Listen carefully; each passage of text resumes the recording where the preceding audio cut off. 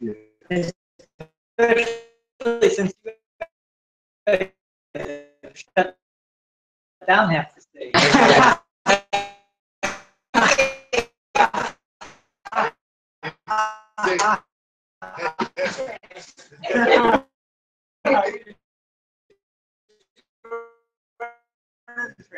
Sergeant Whiteley.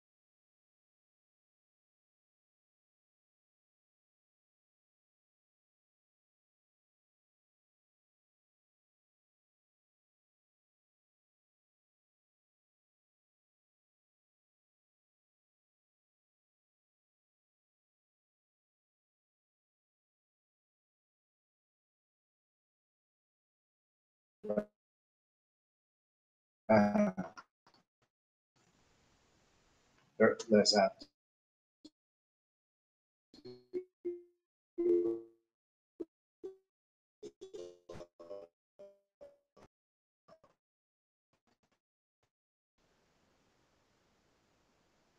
to pick.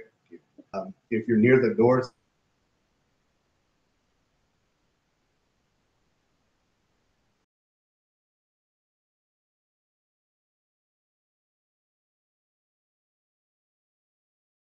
should be some of the students actually, and there's several different ways to my MTPD, and you can text in anonymous, hey,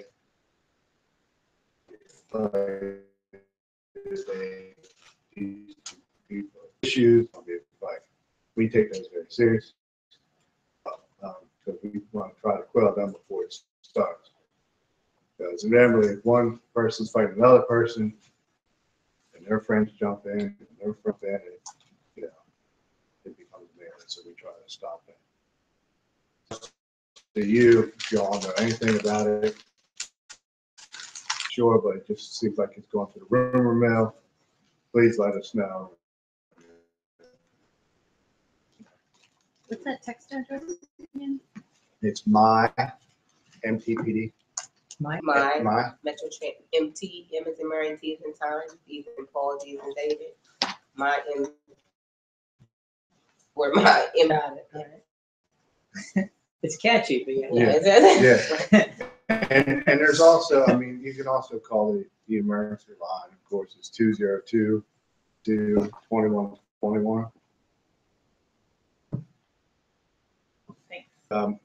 If there's a recurring problem, on WMATA.com, you can go in there and there's a comments and commendation that you know, people put in. You know, they hang around every day. Just, and we'll get stuff like that, or they see somebody grabs a bull or somebody garage anything like that. We think that we'll put the resources out there that. I have a question. Have you noticed crime in juveniles going down in this general Noma area? The last In this area, yes. I mean, We had a big problem last year, so. yeah, we had a huge problem last year. This year, it's not so bad in this area. We did have some disorderly juveniles that we took off the train today at Rhode Island. But it seems more like Potomac Avenue and Minnesota Avenue. Doesn't seem to be. for that more to engineering or just more presence?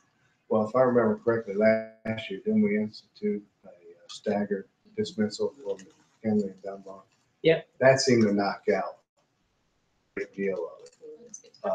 So, I mean, are there going to be stragglers? Yes, but incident assaults and stuff like that, way down. Yeah. I say years, I went to McKinley, Dunbar, and that's why my brothers and I decided to go to McKinley. My name is Sergeant Britt, and I am an alumni of McKinley. Yeah. In 1987. That's right. And so it actually was an honor for me to come back. I came actually last year.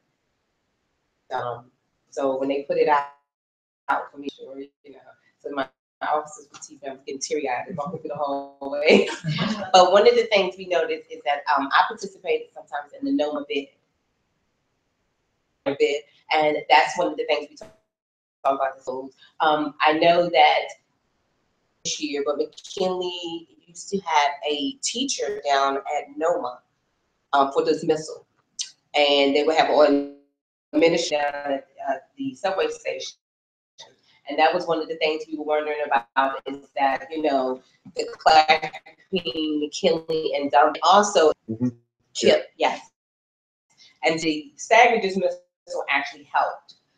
Getting out all at the same time. You know, you have one school going out and then another school. So we actually found that that helped a lot. What we usually do is we have our officers detailed at the station so they won't congregate. Usually what happens is the juveniles, they hang out, the students hang out, someone says something, they egg someone on, and then it just becomes a big total melee. So what we try to do is we tell them, you need to keep moving, you need to keep moving. So that's also what we stress to them and also what we stress to the administrators. And so at a lot of the schools, like we used to have a problem at Tennytown and with Wilson, and a lot of the administrators were helping us because what they want to do is they want school to their residents without any type of incident. So that's actually what we do. So we do have a detail at NOMA, we have a detail at Rhode Island Avenue. Like today, and a young lady was hanging out, selling things, and of course, we understand it's a fun because we find that a lot of times, like I said, when students tend to hang out, that's when problems arise. So we get them on the train and get them to their destination. That's actually our goal. They McKinley and Dunbar for years. You know, it's always been a KIP. It's new, you know, as far as that. I don't know. It's been a neighborhood rivalry, you know, but it's just basketball. You know, your team is better than my team. Now, a lot of times it's become violent. So we don't want that to happen. We don't want students to get injured or anything like that. So what we try to do is, like I said, we try to move them along, and we tell them, you know, you need to move along. And actually, what has happened? Actually, what has helped is having an administrator from the school, because then the administrator can say, okay, I know, move along. So we're actually working with that. And then also DC has school resource officers, and the school resource officers actually participate in the NOMA bid. So we're able to talk to them. They're able to pass on to us different incidents that may happen. Each day we have what we call the juvenile call line, where the day work official calls in to there's any type of intel that's been going on to give us a heads up about what's going on. So about what can occur. So that actually helps because, but then day work passes along any information they have to us, something that may have happened in the morning, something that may have happened on the intel line, so then we can deploy our officers in the appropriate areas to make sure that we don't have any incidents. So that's the things we're trying to do. You know, everyone's safe and everyone goes home safe. We do send the dean down Okay. every day, and then if we think there might be, have more people who go, like the VAP and different folks. Sometimes we have stuff going on here. Okay. We might not. Right, be able to. Get all the way down. Is that the problems are generally with girls. And that issue, I think yesterday there was a. And it was. I will agree. Sorry for most, but I've been on the police department almost 20 years and challenge you more. You know, the males, of course, it's okay, but the females, yes, they do. And so we, like I said, we tend to, you know, we want to disperse them and move them along. I know there was an incident. I don't know if he was an employer, but he was trying to break up a fight. And it was across the street. He was waiting for the bus. Juveniles came and started trying to attack him. As an employee of the school, he was able to call each one of them out. So in the video, we had he called them out by name. He dropped his phone and someone picked up the phone. So that actually helped because we were able to send that to our detectives, and then the detectives were able to go to the school and, you know, handle the situation. So we definitely, I know sometimes I understand with manpower, because with us, of course, like now, this time now, you know, we're trying to ensure that officers still are there. And also we have a problem in the mornings, and we don't have the evening. But we have a problem in the mornings with Fairbanks. Even though they have the DC-1 card, they're still supposed to show their card. And a lot of we have juveniles, students. We have everyone, and not actual. Yeah, I mean, it's amazing. I thought it was, to me, Sarge, they just walked through the gate. I said, impossible. Yes, they just walked through the gate. I was standing, someone just walked, and you know, it was kind of funny because I'm only 4 feet 11. And someone just walked through the gate and they looked at me and said, I really didn't see you standing there. I was like, how can you not see me? They just walked through the gate. So we want students definitely to show their cards and to stop with the station manager. And we find that a lot of times, you know, at those stations, the rail system, station managers actually have extra help because they know they have a problem with the juveniles, and they know they have a problem with different students and people who just walk through the gate. So they have rail is acting to add more reinforcement, so they can have, you know, assistance with the crowd and things like that. But we do understand with manpower. So that's why we asked the principal and then, you know, the president of the PTSA contact us and let us know if you know of an ongoing incident. Like Sergeant White said, if you know of someone could say, well, we're going to be playing, no, because we want to be sure that we have enough officers deployed to that area, so there won't be an incident. So we definitely ask for your help with that.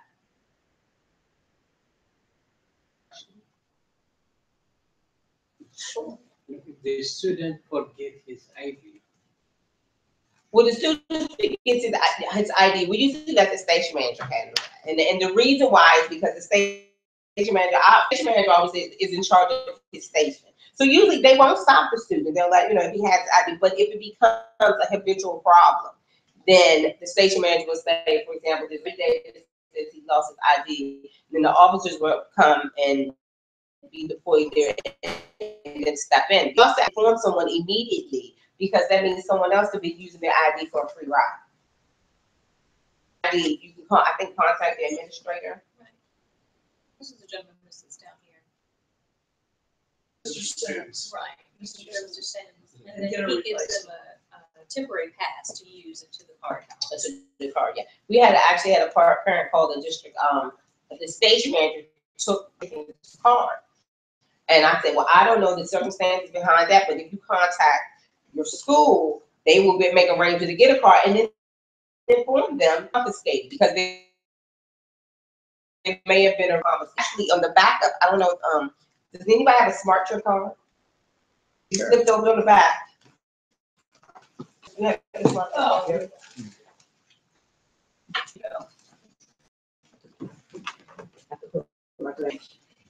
And you, on the back of your smart trip card, and a lot of people don't know this, it can be confiscated. No, it has presented upon demand by a WMATA employee or MTPD. So we've had adults, we've had children, and one student actually said that to me one day. I said, "Read the back," and he looks at me and I said, "Okay, give it up." So You presented it when you asked. Yeah. Did it when you- yes, you did exactly. You presented it when I asked. Thank you. So it says that on the back. So you know, if you have a student that has lost their ID card, come immediately, because that means someone else has it and someone else can be using it. So yeah, that's what you. Like I said, you said they give them, I guess, a free pass. They do. They give them a symbol because my daughter had hers confiscated. Mhm. And so for a long time, they were just letting her pass, and then one day somebody just decided to do something about it. Right. And I'm glad that happened because I told her to do something. So I know. I have one. she goes, right. So to get her a weekly pass and Mhm. interest, I have something I can print out. Right. They can make arrangements so they can ensure to get back and forth, but they definitely want to know that if someone has come and stolen it can be flagged. If someone has stolen a card, and so that it is used flagged, and we have detectives that actually monitor that type of stuff. It's like I saw a C1 card. We have kids young 5 years old getting into Metro. When that kid came in, where he now it's like station managers are armed. They have a card now. Let's say the kid that forgets her DC1 card. She goes through free, but the station manager taps the gate to say, "Hey."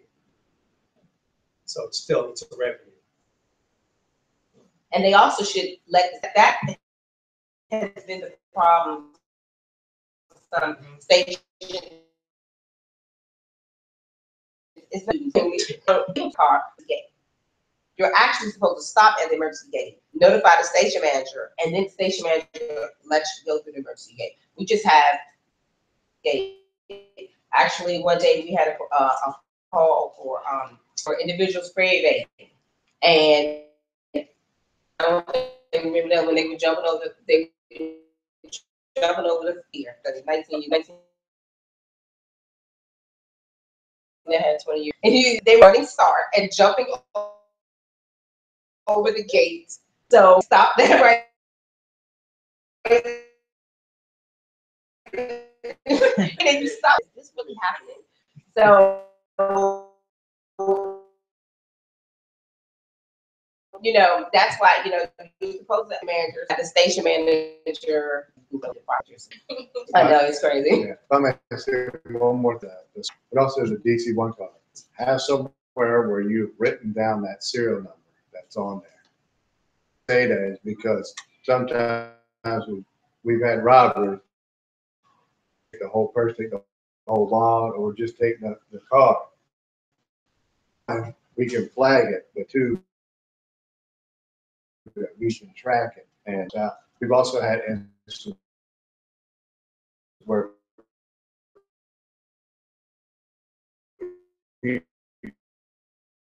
people have had their smart chip card, and since like indecent exposures and stuff like that.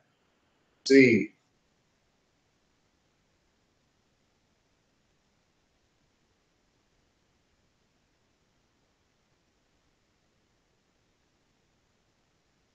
help you. Hopefully, nobody in here, but unfortunately, at some time during your life, from Metro or it will get stolen. And that's even if it gets stolen, like not with let the you know whoever you report to that you know they had took your smart truck on. Here's another factor to traffic. Thank you. I do have, last year my daughter was trying to get through one of the stations, and police officer stopped her after she had waved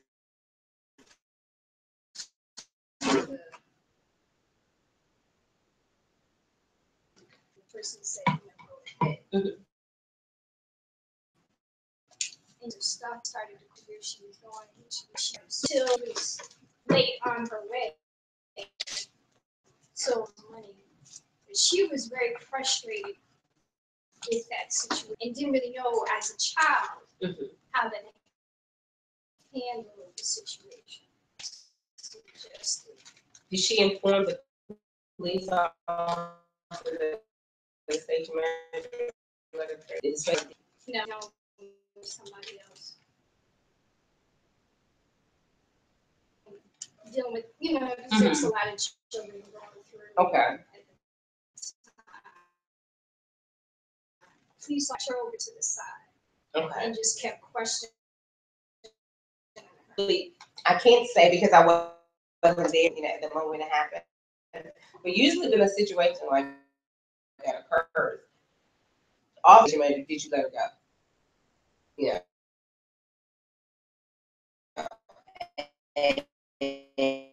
And a lot of times the station manager will come out of the booth. That question because we know they're actually it's supposed to get the station. Okay. So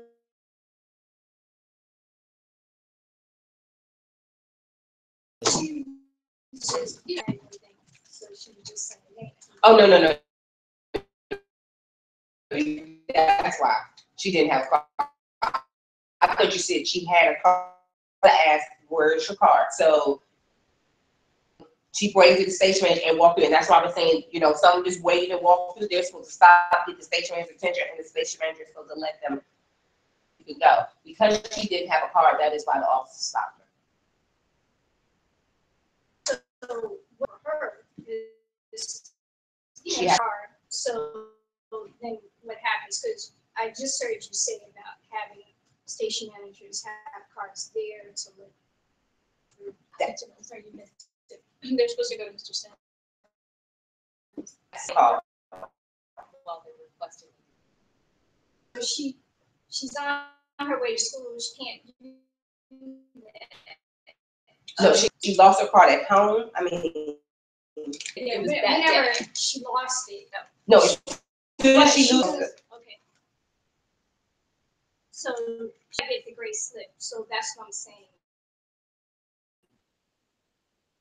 She has to have that slip, or she has to have a car.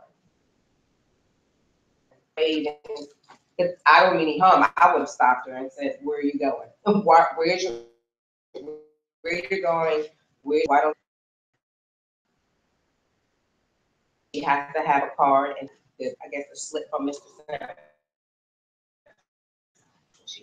The misconception comes in is because parents are assuming that every student is eligible for a free ride. Have that DC-1 card, you are. Right, but that's where the Right, parents are thinking, yeah. so they're like, if you can tell my child is a student or going somewhere school related, then what is the issue? But the law is requiring that the children not just have the card, but actually tag it. Tag it, Because yeah. they have to account for every student revenue wise. So they have to have, right, because DC pays for it, so they have to have that card, they have to tag it. And we do understand that work. I have a card a couple of months ago because it didn't work. But you have to tag it. And if it doesn't work, doesn't open the gate, you have to go to the station manager. You have to tell the station when my card doesn't work, and the station manager can do something in the kiosk. And if that card doesn't work, then the station manager will say that card doesn't work, you need to have it replaced. But they have to have a card and ride. Just because you're a student doesn't mean you can get a free ride. You have to have that DC-1 card, or you have to have some other type of documentation in place of that DC-1 card until you can get an actual card. You have, so that's why she got stopped, because No, you have to have a card. Child doesn't have their card and they're on their way to school. Like a couple weeks ago, we got to the metro station and my daughter was like, see one card, I left it at home. How does a student still get to school on time? Do they ask the manager for permission to go through, or? Yes, like, they have to go to the station manager and tell the station manager. Now, for example, say if it's a student where he's saying, I don't have my card, I don't have my card, then it becomes a problem. Right. Situation, because people forget things. We do understand. Have your station manager and you say, I don't have my card, and it's up to just the station manager. Yeah, but the station manager usually, like I said, if it happens every day. I'm sorry, that's my phone. Right here. If it happens every station manager, then it becomes an issue. Question? I'm glad this is the most severe problem we have to deal with this year. Yeah. That's doing you. That's great. Oh, one more thing, in the past, like Tacoma Park, Friendship Heights, they can't go into Montgomery County. Students now, 7 to 10, sometimes a dozen of them, coming into the Wheaton Mall. Then you're stopping police. They're showing these out, so you can come that far and try. And they can't have others use their car. Right. You can't have That's others. the biggest problem we're starting to have now. Travel to Capitol Heights, on Addison Road, where I think the Hungry Line is on Capitol Heights. And they still have I think they have a curfew. Yes, 5 They have a o'clock. curfew, They yeah. can't use it basically, but a lot of kids, they do athletic after school. So, Yeah, or they do have like students who will come to school at 10 o'clock in the morning, 11 o'clock on a regular school day. Sure.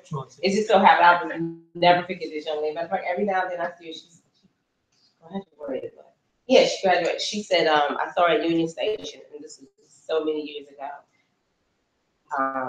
Said, I'm on my way to school. I said, well, you are? So what school you go to? She said, McKinley. I said, oh, you do? I thought you were a long way from, no, McKinley's around the corner. I said, really? I said, 1987, let's go. And so she looks at me, she said, what do you mean? And I said, let's go. I said, you're truant. And she held her head down. And then I saw her 3 weeks later. She said, Officer Britt, don't worry, I'm going to school. That's what I said, exactly. I said, I'm glad to see I had an impact on you. So, they, with being so, this is, we have, like Sergeant White said, our MSAs, we start to know the students, the administrators, we start to know, the students see, okay, Officer Dean's at NOMA, so I need to move along. So you start to know, it's a form of community policing. To know you, they start to recognize you. So, can I follow up on the in Maryland? Sometimes, so sometimes the student cities require that they go outside of the city. So, like and get a regular car in and then go. Like Right. field trips. So if they're going for We go to PG County, we go to the sports complex over I mean, Is it a so school my sponsored function? yeah. So my daughter runs indoor track. It's at PG Sports and Learning Center, right? So if they let out from there, and some of the kids, maybe they want to go home, right? So they're going to start in Maryland, and then they're going to switch, I guess. So if there's like a procedure for that, because sometimes there is reason for kids in the district to leave this District of Columbia. I mean, I can't think of many reasons why you want to leave DC, but that. I know. But in the event that since the card won't work outside of that, what's the procedure? Since they start here, they're like, oh, they've done their DC1 card, now they're on their way to Addison Road or wherever. That is a good. I think because usually I'm sorry, the events that were school sponsored events were within the jurisdiction of DC. But if you go, that's a good question. I don't have. I would say that a school sponsored event where you have several kids going, have an administrator saying that, hey, this is a school activity. They're going to this place. Do they have something that, like a pass or something? Do they have something they can list, like a school sponsored activity, and they have the specific date, so they need? And then what I would do is actually probably somebody will monitor maybe Treasury or, Yeah. and just to see, you know, and for the law enforcement side, yeah, they're not. Yeah, there may be, if they have a robotics competition or something, Mhm. and somebody takes all the stuff in the truck, but the kids might go on the metro. Because see, the problem is let's say they tag here in Rhode Island Avenue, they have to go to Largo Town Center. But when you try to tap out Largo Town Center. Yeah, that's the issue that's Yeah. raising. So, Yeah. Now- or is the guidance that we say, if you're doing something outside of the city, we're gonna have to pay for it and get a regular car. I mean, Yeah, and I don't know. That may be. You can lose money yeah, on that something. may Yeah, be, I think- I'm for yeah, that. A balance on my kids' DC1 car, because from when they used to, you had to load the free ride Right. originally. I just have like money on it, and they never leave DC, so it Right. never decreases. But I can imagine that it could, or maybe it could go negative. It seems like it's probably not a big problem. It's just- Right, that's a good, I mean, one of those things. I apologize, I don't have an answer to that question. I'm glad that's the biggest problem. Right. How about Saturday, for the day go through? Like the library, oh yeah, it should work on Saturdays. Yeah, school sponsored activities, it should work on Saturdays. What As parents. what Have did you see one? the DC1 car. You know, I know it's a pain to you guys. no, but you know what, The parents like it. when I grew up, many moons ago, outside your neighborhood, you couldn't go, like, for example, I grew up right down there in North Carolina, Florida. So we used to walk up walk on Q Street, walk up Q Street, up Eckerton, and up this the little stairwell. But now, students go outside of their neighborhood. We couldn't go to a school outside of the neighborhood. And where I live, I could go to Delaware, or I could, but yeah, like, for example, if I went to Wilson, I had to have special permission to go to Wilson. Right, out of my, exactly. Or if because if Wilson had some type of that I was eligible to go to major in, then I should have permission to go to Wilson. But you usually went to the neighborhood schools. So, and us. So yeah, right, you usually walk you like that.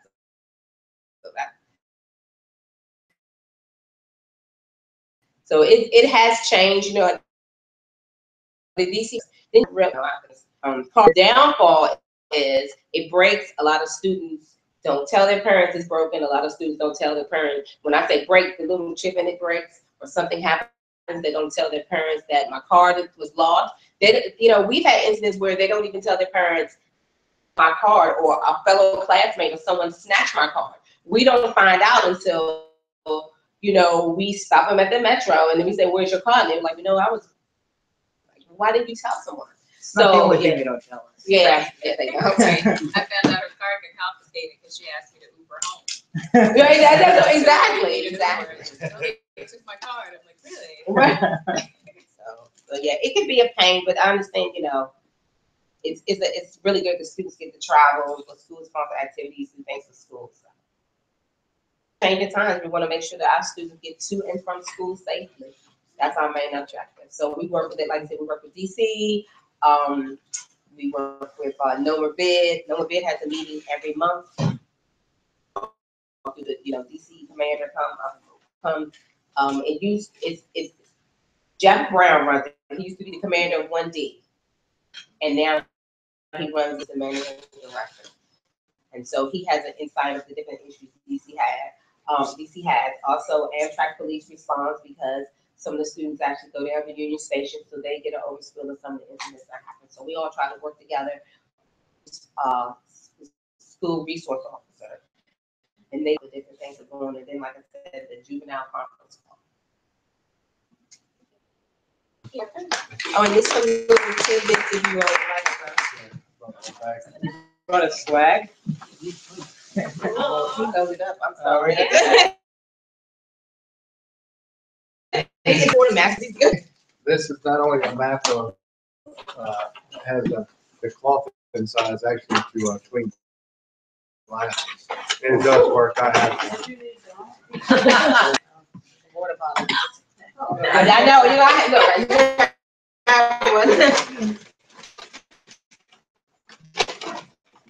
Thank you. Yeah, hopefully we won't need ice cream. These are like, these are lightly insulated lunch bags. You guys have a whole store? yeah, we have, you know, I'm quartermaster, he's the best, he's a retired PTO officer, and he really does. Yeah, so, he has little trinkets and things like that. Bags, I brought it. She said it. He brought it, we had our one. I know the fire department has a high school, a program for high school students who want to go directly into the. No, we don't, but I'll tell you that DC police, and the reason why we don't is because we're tri-state jurisdiction, Maryland, DC, and Virginia. And in Maryland, you have to be 21 years of age. That's 20 years and 9 months. You know, to start the academy. And so we don't have that. But DC police had actually, because someone, he went through the DC academy. And what they used to do is they would have half a day. They, you know, 12th grade year, you go to school half a day, and the other half you would go to the academy. And so it was interesting because that actually counts. So when they become 21, they do a cadet program. Then when they become 21, they become sworn in, and that those years they did in the cadet program counts toward their years toward retirement. Isn't that great? No, but unfortunately, Metro doesn't because of that, because of the tri-state jurisdiction. Yeah. DC police still have I know for a while they stopped, and then it's so ironic because I think we were just talking about it last week, and someone said DC has that program, still has it. I mean, has it because I know, like I said, I think they stopped for a minute. They're doing something over at Anacostia. Okay. Academy. So yeah, they have it. So if We anybody, have a ride-along program. We do have right along. So if anybody's interested, not fucking DC police, but if they're 20 years and 9 months, come to transit, we're hiring. I think starting salary is what, 50? Yeah. You can become a sergeant after 5 years. Sergeant Brett will be doing a roll call. I know. Should be Thank doing you for your background. Thank you so much. Thank you. Guys. So our next speaker is I'm gonna say that I'm feeling guilty now, all right? Because I didn't bring any of my little goodies, okay? I got some caps out in the car that I could run and go get. I in turn came with printed information. And they've given you something to put it in, of which I did not have, so it's gonna work out perfectly. My name is Marcia Middleton, and if it's okay with you, well, I can stand, but I usually, my name is Marcia Middleton, and I have the privilege of being the program coordinator for what's called the Ward 5 Drug-Free Coalition. It's here, and they in turn will tell you about the coalition. And basically, we have been around now. We're going into our 4th year. We are funded by SAMHSA, Substance Abuse Mental Health Services Administration. And our primary objective is to educate children, the organizations, and anybody that will listen on the negative impact of substance abuse and alcohol within the community. Within the District of Columbia, our job has become far more challenging. Past Initiative 71. Initiative 71 is? 71 is the initiative that legalized marijuana in the District of Columbia for personal consumption. 2 ounces. You guys carry Now- scales around now? We unfortunately lost because we worked against it. And one of the problems that came up, I don't think a lot of people really understood what was going to take place and what was happening. Because at the time, we already had 2 initiatives. One of the issues that folks were most concerned about, and we were concerned about as well, is that many young people and young adults were getting criminal records behind being arrested for marijuana. Because of this, it was having a negative impact on their ability to get employed. And if you are a convicted felon, you can't get loans to go to school. I mean, there are a number of complications that arise from that. Now, to address that situation, we passed what is called a decriminalization law. Decriminalized, okay, you being arrested for possessing small amounts of marijuana. You get a little fine. I give you a little ticket. But even they might not just give you a warning, period. Okay, and then that was the end of it. And we also have medical marijuana. And you need to know in Ward 5, the majority of medical marijuana dispensaries are here in Ward 5, which also means that the cultivation is going on here as well. Now, DC can't ever do anything and make it simple. Everything we do has to be cop powder, copper cake. All right? In Colorado, and they're having a lot of problems, by the way, out there this summer visiting my sister. In Denver, Colorado, several years ago, Denver passed a marijuana personal use. In Denver, Colorado, they've got everything. They've got cookies, pops, they've got cupcakes. As a matter of fact, the legislators had to go, you have to change the packaging. It was packaged in such a way that it delineate what was products and what were marijuana products. There were THC. And the other problem is that the THC, the marijuana that we have today, is an incredible hybrid. Like it was when we were all, well, I'm 64 on my way to being 65, so I don't see anybody in here that was hanging out with me when I was in college, okay? It was on a whole nother plane. And the THC content that actually existed within the marijuana was very low. It was like 5%, 7%. Oh man, and it had all kinds of names, you know, okay? So if, let me see if I can remember, Acapulco Gold. And so if you had some, and Cincinnati, those strands had THC content that was running at the highest about 8%. The THC content that is contained in the marijuana that we have today can go as high as 30%. And in some jurisdictions, like in Colorado, it's not enough just to smoke the herb anymore. They now have a process for extracting the THC, that all you get is THC. And you don't know how your body is going to react to smoking. That's why in Colorado, folks were jumping off and flying off and doing all sorts of things because the marijuana is so strong. And it passed a law, okay? It's a law that says, okay, first of all, you have to be 21 and legally possess 2 ounces or less.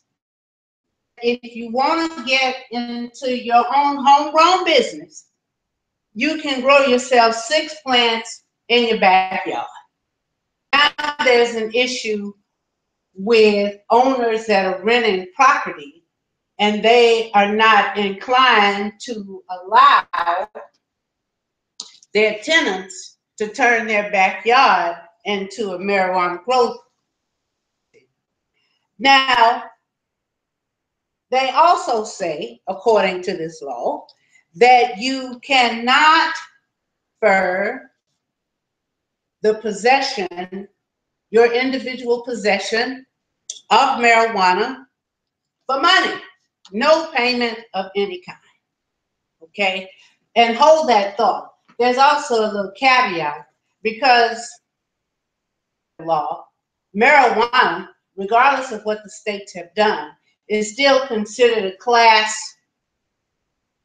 and is still illegal.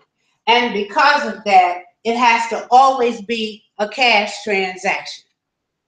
Okay? If you go to any dispensary, because you can't use a credit card, you can't use a checking account because that goes through a federal system. Allowed because federally, and so you can't set up what's a bank account. I was at this summit and the people in the state of Washington and in the state of Colorado had some serious problems because it has to be, so you can imagine the volume of cash that is coming in different jurisdictions that are openly selling all different types of marijuana products. The other thing in Colorado was they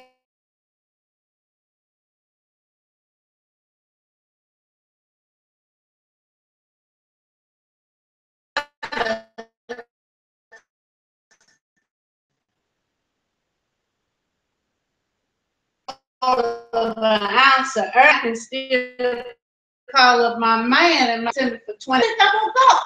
I'll call my man. Pay rating did not take place. But see, DC said we're not gonna have that kind of problem because this is not okay. You can have some for your personal consumption, but you can't sell it. And of course, all that you consume or that anybody has out of their backyard. So when those issues have a melody at all. All right, not at all. I have disease. I have rheumatoid arthritis, and I've had it for 38 years, and it has, progressed. So some of the patients and things that they've been trying, they were not being very effective on me. I'm sitting here with the rheumatologist. We said, well, look, what I'm gonna do for you.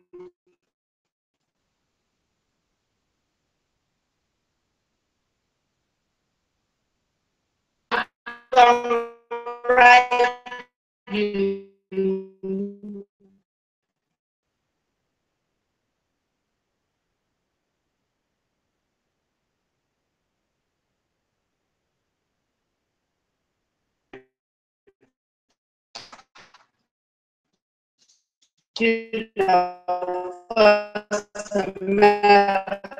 Marijuana.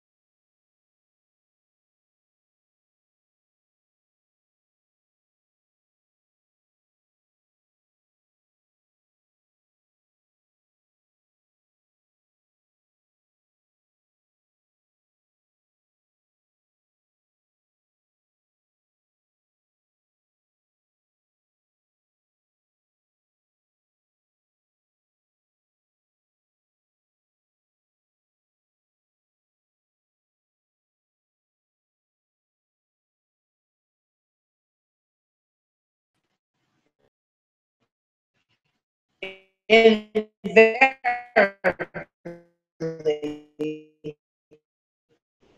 trickle down to our young